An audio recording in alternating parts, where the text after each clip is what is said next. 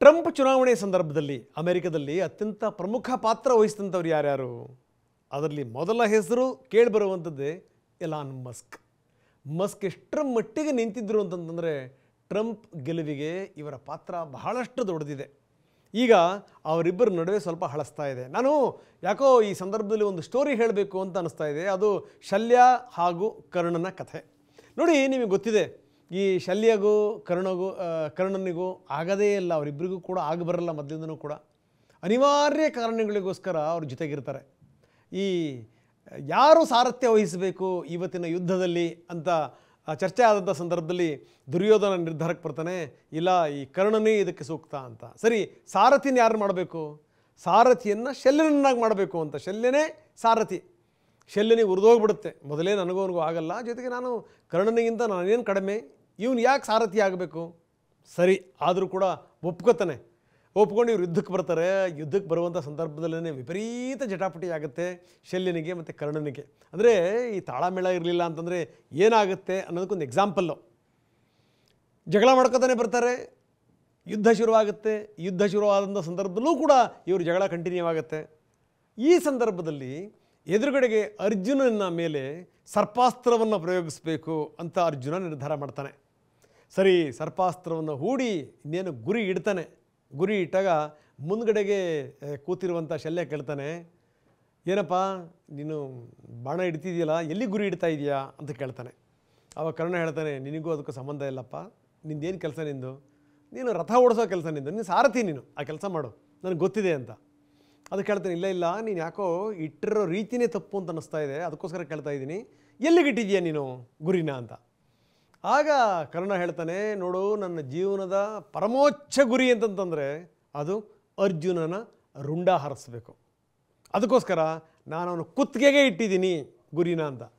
ಶಲ್ಯ ಹೇಳ್ತಾನೆ, ಅಂಥ ತಪ್ಪು ಕೆಲಸ ಮಾಡೋಕ್ಕೆ ಹೋಗಬೇಡ, ಎದುರುಗಡೆಗೆ ಕೂತಿದ್ದಾನಲ್ಲ ಪುಣ್ಯಾತ್ಮ, ಸಾಮಾನ್ಯ ಅಲ್ಲ ಕೃಷ್ಣ, ಅವನಿಗೇನು ಬೇಕಾದರೂ ತಂತ್ರ ಹೂಡಿಬಿಡ್ತಾನೆ. ನನ್ನ ಮಾತು ಕೇಳೋ ಮರ್ಯಾದೆಯಿಂದ ನೀನು ಸ್ವಲ್ಪ ಕೆಳಗಡೆ ಇಳಿಸಿ ನೀನು ಎದೆಗೆ ಗುರಿ ಇಡು ಅಂತಾನೆ. ಆದರೆ ಕೇಳಬೇಕಲ್ಲ ಕರ್ಣ. ಯಾವುದೇ ಕಾರಣಕ್ಕೂ ಶಲ್ಯನ ಮಾತನ್ನು ಕರ್ಣ ಕೇಳುವಂಥ ಸ್ಥಿತಿಲಿ ಇರಲಿಲ್ಲ. ಕೊನೆಗೆ ಅವನು ನೇರವಾಗಿ ಗುರಿ ಇಟ್ಟಿದ್ದು ಅರ್ಜುನನ ಕುತ್ತಿಗೆಗೆ. ಆವಾಗ ಶಲ್ಯ ಹೇಳ್ತಾನೆ, ನೋಡು, ನಿನಗೂ ಅರ್ಜುನನಿಗೂ ಇರುವಂಥ ವ್ಯತ್ಯಾಸ, ನನಗೂ ಕೃಷ್ಣನಿಗೂ ಇರುವಂಥ ವ್ಯತ್ಯಾಸ ಇಷ್ಟೇ.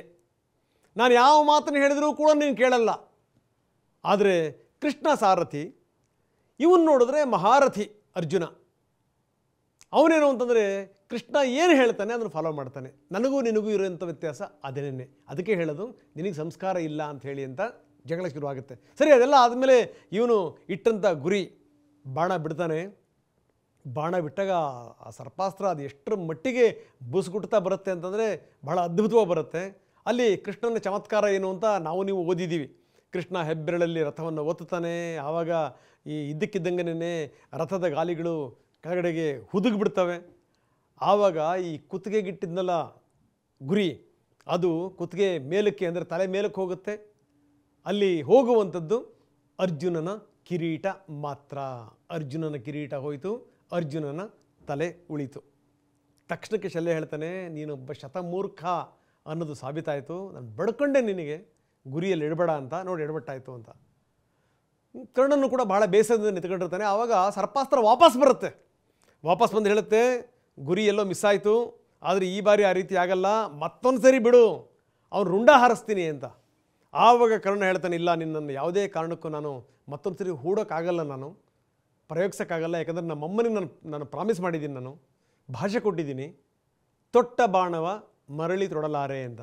ಶಲ್ಯ ಬಾಯಿಗೆ ಬಂದಂಗೆ ಬೈತಾನೆ, ನಿನಗೆ ಯಾರಾದರೂ ನಿನಗೆ ಹೋರಾಟಗಾರ ಅಂತನ, ನಿನಗೆ ಯಾರಾದರೂ ಒಬ್ಬ ವೀರ ಶೂರ ಅನ್ನೋಕ್ಕೆ ಸಾಧ್ಯನ? ನಿನಗೆ ಯುದ್ಧದ ತಂತ್ರಗಳು ಗೊತ್ತಾ? ನಿನಗೆ ನಿನ್ನ ಒಣ ಆದರ್ಶಗಳನ್ನು ತೋರಿಸ್ತೀಯಲ್ಲ, ತಗೋ ಬಾಣನ ಹೂಡು, ಯಾವುದೇ ಕಾರಣಕ್ಕೂ ಬಿಡಬೇಡ, ಇಂಥ ಅವಕಾಶ ಬಿಟ್ಟರೆ ಎಡವಟ್ಟಾಗತ್ತೆ ಅಂತ. ಯಾವುದೇ ಕಾರಣಕ್ಕೂ ಕರ್ಣ ಅವನ ಮಾತು ಕೇಳಲ್ಲ. ಇಬ್ಬರಿಗೂ ಶರಂಪರ ಜಗಳ ಆಗುತ್ತೆ. ಅದಾದಮೇಲೆ ಶಲ್ಯ ರಥವನ್ನು ಬಿಟ್ಟರೆ ಹೊರಟು ಹೋಗ್ತಾನೆ. ಮುಂದಿನ ಕತೆ ನಿಮಗೆ ಗೊತ್ತಿದೆ. ಯಾಕಂದರೆ ಅಲ್ಲಿ ಎಷ್ಟರ ಮಟ್ಟಿಗೆ ಅವನ ರಥದ ಗಾಲಿ ಸಿಕ್ಕಾಕ್ಕೊಳ್ತು, ಅದನ್ನು ಎತ್ತಲಿಕ್ಕೆ ಅಂತ ಕರ್ಣ ಹೆಂಗೆ ಬಂದ, ಆ ಸಂದರ್ಭದಲ್ಲಿ ಅರ್ಜುನ ಯಾವ ರೀತಿ ಬಾಣ ಬಿಟ್ಟ, ಯಾವ ರೀತಿ ಕರ್ಣನ ವಧೆ ಆಯಿತು ಅಂತ. ಯಾಕೆ ನಾನು ಈ ಮಾತನ್ನು ಹೇಳಿದೆ ಅಂತಂದರೆ ಭಾಳ ಸಿಂಪಲ್ ಸಂಗತಿ. ಎರಡು ಅತಿರೇಕಗಳು ಒಟ್ಟಿಗಿರಲಿಕ್ಕೆ ಸಾಧ್ಯ ಇಲ್ಲ ಅಂತ. ನಾನಿಲ್ಲಿ ಯಾರ ಬಗ್ಗೆ ಹೇಳ್ತಾ ಇದ್ದೀನಿ ಅಂತಂತಂದರೆ, ಒಂದು ಅಮೆರಿಕ ಅಧ್ಯಕ್ಷ ಟ್ರಂಪ್ ಬಗ್ಗೆ, ಇನ್ನೊಂದು ಎಲಾನ್ ಮಸ್ಕ್ ಬಗ್ಗೆ. ನೋಡಿ ಎಂಥ ಸ್ಥಿತಿ ಅಂತಂದರೆ, ಇವರೇ ಹೇಳ್ತಾ ಇದ್ರು, ಟ್ರಂಪ್ ಇಂಥ ಕ್ರಿಯೇಟಿವ್ ವ್ಯಕ್ತಿನ ನೋಡಿಲ್ಲ, ಇಂಥ ಇನೋವೇಟಿವ್ ವ್ಯಕ್ತಿನ ನೋಡಿಲ್ಲ. He is creative and innovative. ಅವರೇ ಹೊಗಳಿದ್ದು. ಇವರೊಬ್ಬ ದೊಡ್ಡ ವಿಷನರಿ, ನನ್ನ ಆತ್ಮೀಯ ಸ್ನೇಹಿತ ಅಂತ ಹೇಳ್ಕೊಳ್ಳುವಂಥದ್ದೇ ನನಗೊಂದು ದೊಡ್ಡ ಹೆಮ್ಮೆ. ಜಗತ್ತೆಲ್ಲ ಮಾತಾಡ್ತಾ ಇತ್ತು. ಅಮೆರಿಕದ ಪವರ್ ಕಪಲ್ ಅಂತಂತಂದರೆ ಇವರಿಬ್ಬರು ನೋಡಿ ಅಂತ. ಈಗ ಎಲ್ಲೋ ಒಂದು ಕಡೆಗೆ ಇವರಿಬ್ಬರ ಸಂಬಂಧ ಹಳಸ್ತಾ ಇದೆಯಾ ಅಂತ. ನೀವು ಕೊಟ್ಟಂಥ ಅವಕಾಶಗಳಿಗೆ ಧನ್ಯವಾದ, ನಾನು ನಿಮ್ಮ ಜೊತೆ ಮುಂದುವರಿಯಲ್ಲ ಅಂತ ತುಂಬ ಸ್ಪಷ್ಟವಾಗಿ ಎಲಾನ್ ಮಸ್ಕ್ ಹೇಳಿಬಿಟ್ಟಿದ್ದಾರೆ. ಕಾರಣ ಇಷ್ಟೇನೆ, ಈ ಮನುಷ್ಯನ ಹುಚ್ಚಾಟ, ಅಂದರೆ ಈ ಟ್ರಂಪ್ ಹುಚ್ಚು ನಿರ್ಧಾರಗಳು. ಈ ಯಾರ್ಯಾರು ಎಲ್ಲೆಲ್ಲ ಹೂಡಿಕೆ ಮಾಡಬೇಕು ಅದನ್ನು ಇವ್ರನ್ನ ಕೇಳೇ ಮಾಡಬೇಕು, ಎಷ್ಟು ಟ್ಯಾಕ್ಸು ಟ್ಯಾರಿಫು, ವಿಚಿತ್ರ. ಜೊತೆಗಿದ್ದಂಥ ಮಿತ್ರ ರಾಷ್ಟ್ರಗಳೇ ದೂರ ಆಗ್ತಾ ಇವೆ. ಒಂದು ಕಡೆಗೆ ಮೋದಿ ನನ್ನ ಆತ್ಮೀಯ ಸ್ನೇಹಿತ ಅಂತ ಹೇಳ್ತಾರೆ ಟ್ರಂಪ್, ಮೋದಿನೂ ಬಿಟ್ಟಿಲ್ಲ, ನಾನು ನೋಡಿ ಎಷ್ಟರ ಮಟ್ಟಿಗೆ ನಾನು ಅವ್ರ ಮೇಲೆ ಟ್ಯಾಕ್ಸ್ ಹಾಕ್ತಾ ಇದ್ದೀನಿ ನೋಡಿ ಅಂತಾರೆ. ಅಷ್ಟೇ ಅಲ್ಲ, ಟ್ರಂಪ್ ಒಂದು ಸಂದರ್ಭದಲ್ಲಿ ಎಲಾನ್ ಮಸ್ಕಿಗೆ ಅವಮಾನ ಮಾಡಿಬಿಡ್ತಾರೆ. ನೀನು ಫ್ಯಾಕ್ಟ್ರಿಗಳನ್ನು ತೆಗಿಬಾರ್ದು ಯಾವುದೇ ಕಾರಣಕ್ಕೂ ಬೇರೆ ಬೇರೆ ದೇಶಗಳಲ್ಲಿ, ಇಲ್ಲೇ ಕಾರುಗಳು ಉತ್ಪಾದನೆ ಆಗಬೇಕು ಅನ್ನುವಂಥ ಮಾತನ್ನು ಹೇಳ್ತಾರೆ. ಆರಂಭದಲ್ಲಿ ಇದೆಲ್ಲವನ್ನೂ ಕೂಡ ಸಹಿಸಿಕೊಂಡ್ರು, ಆದರೆ ಅಷ್ಟು ದಡ್ಡ ಅಲ್ಲ ಈ ವ್ಯಕ್ತಿ. ಟ್ರಂಪ್ ಜೊತೆಗೆ ಹೋಗಿ ತನ್ನ ಜೀವನ ಹಾಳು ಮಾಡ್ಕೊಳ್ಳುವಷ್ಟು ದಡ್ಡ ಖಂಡಿತವಾಗಲೂ ಅಲ್ಲ. ಮಹಾನ್ ಬುದ್ಧಿವಂತ. ಜೊತೆಗೆ ಏನು ಅಂದರೆ ಆಕಾಶವನ್ನೇ ಆಳುವಂಥ ಕನಸನ್ನು ಕಾಣುವಂಥ ವ್ಯಕ್ತಿ. ಏನು ರೀ, ರಾಕೆಟ್ಗಳನ್ನು ಬಿಡ್ತಾರೆ, ರಾಕೆಟ್ಗಳು ವಾಪಸ್ ಬಂದಂಥ ಸಂದರ್ಭದಲ್ಲಿ ಮತ್ತೆ ಅವುಗಳನ್ನು ಹಿಡಿಯುವಂಥ ವ್ಯವಸ್ಥೆಯೂ ಕೂಡ ಮಾಡಿದ್ದಾನೆ ಈ ಮನುಷ್ಯ. ಸಾಮಾನ್ಯ ಸಂಗತಿನ. ಸುನಿತಾ ವಿಲಿಯಮ್ಸ್ ಏನು ವಾಪಸ್ ಬಂದ್ರಲ್ಲ, ಬರೋದ್ರಲ್ಲಿ ಈತನ ಪಾತ್ರ ಬಹಳ ದೊಡ್ಡದಿದೆ, ಬಹಳ ದೊಡ್ಡದು. ಟ್ರಂಪ್ ಹುಚ್ಚು ನಿರ್ಧಾರಗಳನ್ನು ಈತನಿಗೆ ಸಹಿಸ್ಕೊಳ್ಳಿಕ್ಕೆ ಸಾಧ್ಯನೇ ಇಲ್ಲ ಅಂತ ಅನಿಸ್ತು. ನೋಡಿ, ಮೊನ್ನೆ ಟ್ರಂಪ್ ಮಾಡಿರುವಂಥದ್ದು, ಇದಕ್ಕಿದ್ದಂಗೆ ಆ್ಯಪಲ್ ಕಂಪ್ನಿಯ CEO ಕರೆದು ಯಾವುದೇ ಕಾರಣಕ್ಕೂ ಭಾರತದಲ್ಲಿ ಉತ್ಪಾದನೆ ಆಗಬಾರದು ಫೋನ್ಗಳು, ಇಲ್ಲೇ ಉತ್ಪಾದನೆ ಆಗಬೇಕು ಅನ್ನುವಂಥ ಮಾತು. ಒಂದಾ ಎರಡ ಸಂಗತಿಗಳು. ಈತನ ವಿರುದ್ಧ ಈಗ ದೊಡ್ಡ ದನಿ ಎದ್ದಿದೆ ಈಗ ಟ್ರಂಪ್ ವಿರುದ್ಧ. ಇನ್ನು ತುಂಬ ಚೆನ್ನಾಗಿ ಗೊತ್ತಿದೆ ಎಲಾನ್ ಮಸ್ಕಿಗೆ, ಬುದ್ಧಿವಂತರನ್ನು ದೂರ ಇಟ್ಟು ಏನಾದರೂ ವ್ಯವಹಾರ ಮಾಡೋಕ್ಕೆ ಸಾಧ್ಯನಾ? ಸಂಸ್ಥೆಗಳನ್ನು ನಡೆಸೋಕ್ಕೆ ಸಾಧ್ಯನಾ? ಹೂಡಿಕೆಗಳನ್ನು ಮಾಡೋಕ್ಕೆ ಸಾಧ್ಯನಾ? ಬೇರೆ ಬೇರೆ ದೇಶಗಳಲ್ಲಿ ನಾವು ಮಾಡೋದೇ ಇಲ್ಲ, ಎಲ್ಲ ಇಲ್ಲಿಂದಲೇ ಆಗಬೇಕು ಅಂದ್ರೆ ಆಗುತ್ತಾ? ಹಿಂದೆ ಈ ಪ್ರಯತ್ನ ಮಾಡಿದ್ರು, ಎಲಾನ್ ಮಸ್ಕ್ ಮಾಡಿದ್ರು. ಚೀನಾದಲ್ಲಿ ನಮ್ಮ ಕಾರುಗಳು ಉತ್ಪಾದನೆ ಆಗ್ತವೆ, ಅವು ಭಾರತಕ್ಕೆ ಬರ್ತವೆ ಅಂತ. ಗಡ್ಕರಿ ನೇರವಾಗಿ ಹೇಳಿಬಿಟ್ರು, ಯಾವುದೇ ಕಾರಣಕ್ಕೂ ನಾವಿದನ್ನು ಒಪ್ಕೊಳ್ಳಿಕ್ಕೆ ಸಾಧ್ಯವೇ ಇಲ್ಲ. ಚೀನಾದಲ್ಲಿ ಉತ್ಪಾದನೆ ಆಗಬೇಕು, ಅದರ ಲಾಭ ಚೀನಾಕ್ಕೆ ಹೋಗಬೇಕು, ನಾವು ಅದನ್ನು ಕೊಂಡ್ಕೋಬೇಕು, ಸಾಧ್ಯವೇ ಇಲ್ಲ ನಮಗೆ. ನಿಮಗೇನಾದರೂ ಟ್ಯಾಕ್ಸ್ ಕಡಿಮೆ ಆಗಬೇಕಾ? ಬನ್ನಿ ಇಲ್ಲೇ ಮಾಡಿ, ಮೇಕ್ ಇನ್ ಇಂಡಿಯಾ ಇಲ್ಲೇ ಮಾಡಿ, ನಾವು ಕಾರುಗಳನ್ನು ತಗೊಳ್ತೀವಿ, ಇಲ್ಲಾಂದ್ರೆ ಆಗಲ್ಲ ಅಂತ. ಈ ಸಂದರ್ಭದಲ್ಲಿ ನೀನು ಅಲ್ಲಿ ಫ್ಯಾಕ್ಟ್ರಿ ಹಾಕಬೇಡ, ಇಲ್ಲಿ ಫ್ಯಾಕ್ಟ್ರಿ ಹಾಕಬೇಡ ಅಂತ ಟ್ರಂಪ್ ಹೇಳ್ತಾ ಕೂತ್ಕೊಂಡ್ರೆ ಮಾಡೋಕ್ಕೆ ಸಾಧ್ಯನಾ? ಈ ಟ್ರಂಪ್ ಸಹವಾಸದಿಂದ ಬೇಸತ್ತು ಹೋಗಿದ್ರು. ಹೀಗಾಗಿನೇ ಎಲಾನ್ ಮಸ್ಕ್ ಅವರಿಂದ ಹೊರಗಡೆ ಬಂದಿದ್ದಾರೆ. ಯಾಕಂದರೆ ವ್ಯವಹಾರಸ್ಥ ಹೇಳಿ ಕೇಳಿ ಎಷ್ಟರ ಮಟ್ಟಿಗೆ ಅಂತಂದರೆ, ನೀವು ಮರುಭೂಮಿಯಲ್ಲಿ ಹೋಗಿ ಮರಳನ್ನು ಮಾರಿ ನಾನು ಬದುಕಬಲ್ಲೆ ಅಂತ ತೋರಿಸುವಂಥ ವ್ಯಕ್ತಿ, ಅಸಾಧ್ಯ ಕನಸುಗಾರ. ಬರೀ ಕನಸು ಕಾಣುವಂಥದ್ದು ಮಾತ್ರ ಅಲ್ಲ, ಆ ಕನಸು ಸಾಕಾರ ಆಗಲಿಕ್ಕೆ ಬೆನ್ನು ಹತ್ತುವಂಥ ವ್ಯಕ್ತಿ. ಹೀಗಾಗಿನೇ ನಿನ್ನ ಸಹವಾಸವೇ ಬೇಡಪ್ಪ ಪುಣ್ಯಾತ್ಮ ಅಂಥೇಳಿ ಕೈ ಎತ್ತಿ ಮುಗಿದು ಈತ ಹೊರಗಡೆ ಬಂದಿದ್ದಾನೆ.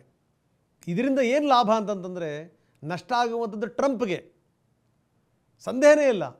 ಆದರೆ ನಿಜಕ್ಕೂ ಎಲಾನ್ ಮಸ್ಕಿಗೆ ಲಾಭ ಆಗುತ್ತೆ. ಯಾಕಂದರೆ ಎಲಾನ್ ಮಸ್ಕ್ ಅದು ಒಂದೊಂದು ಕಡೆಗೆ ಹೆಜ್ಜೆ ಇಡುವಂಥ ವ್ಯಕ್ತಿ ಅಲ್ಲ, ಎರಡೆರಡು ದೋಣಿನಲ್ಲೂ ಕೂಡ ಹೆಜ್ಜೆ ಇಟ್ಟು ಆತ ಗೆಲ್ಲುವಂಥ ವ್ಯಕ್ತಿ.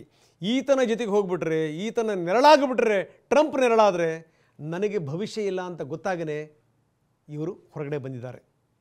ಮುಂದೆ ಇನ್ನೂ ಕೂಡ ಅಮೆರಿಕದ ರಾಜಕಾರಣ ಯಾವ್ಯಾವ ದಿಕ್ಕಿ ತಿರುಗುತ್ತೆ, ಏನೇನು ಆಗುತ್ತವೆ ನೋಡೋಣ. ನಮಸ್ಕಾರ.